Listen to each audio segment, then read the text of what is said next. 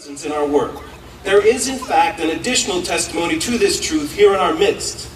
It is my pleasure to introduce Brother Scott Kjar. Hello. Hello. How are you? Good. Yes, please. The story is told of a man who was walking along the ocean front after the high tide had gone down, and he was throwing starfish back into the sea. And someone came up and asked him, and said, "What are you doing that for? There are so many starfish, and there are so many that it just doesn't matter." And as he threw a starfish back into the sea, he said, "Well, it mattered to that one." And so I am here to tell you the story of the starfish that your great-great-great-grandfather threw back into the ocean. On his very first mission in the late 1850s, my grandfather, our name is spelled Kjar, he lived in Copenhagen. And I just want to read you his account. And this is their picture right here. My grandfather, my great-great-grandfather and his wife, they're living in Copenhagen at the time. This is in the early part. 4 cocky youths sauntered boldly into a meeting of the Mormons in the city of Copenhagen, where persecution was so terrific that Brother Jesse talked about. The 4 boys were all ready for a grand time, ridiculing the speakers as they arose and turned to speak. One of these 4 boys was Edward Kjar, my grandfather, a jolly, rollicking boy out for some free entertainment. The boys took seat on the very last row and began teasing and ridiculing the elders, as you heard here. The services continued as orderly as possible, but very much disturbed by the actions of 4 boys. Then suddenly Edward Kjar, the worst of the 4 boys, began to quiet down and was soon listening intently to the sermon being preached by Jesse Smith, a relative of the prophet Joseph Smith. He was preaching a sermon on the glorious truths of the gospel, and his words held a special fascination for the boy Edward. The other 3 youths too became aware of the intent listening of Edward, and in disgust left the angel boy in his seat. The boy stood spellbound during the rest of the sermon, and at the conclusion of the sermon, Elder Smith came down, shook hands with him, and invited him to come again. So as that went on, my grandfather, great-great-grandfather, brought his wife, and they were baptized, and they lived out their life in Denmark. And just to let you know of the ripples of the ripples of the ripples, I am here. When I read my great-grandfather's story, and then I went on the, Wikipedia, and I looked up Jesse's posterity, looked up his history, and I realized the sacrifice he made. He was living there in Parawan in the late 1850s, and he was asked to leave his families behind. And so I also need to pay tribute to the wonderful women who were left behind. Sacrifice brings forth the blessings of heaven. And so many blessings have come from that one man just to our life. And you never know how far it goes. And so I just want to share with you what has come of that in our family. And understand, I represent my grandfather, Joseph Edward Kjar, who was named after my great-great-grandfather who joined the church.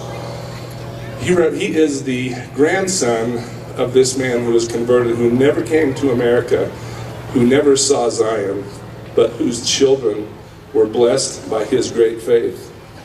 And this was Sean Heaton. We crossed paths on many other situations, and he asked me about this, and he asked me to come and speak to you, to share with you our intent gratitude for this man and his sacrifice, and how it has blessed so many lives. And if you could take this with all the people that he taught on his mission and magnify it out by all the many people, we represent just one of the starfish that he threw back into the ocean.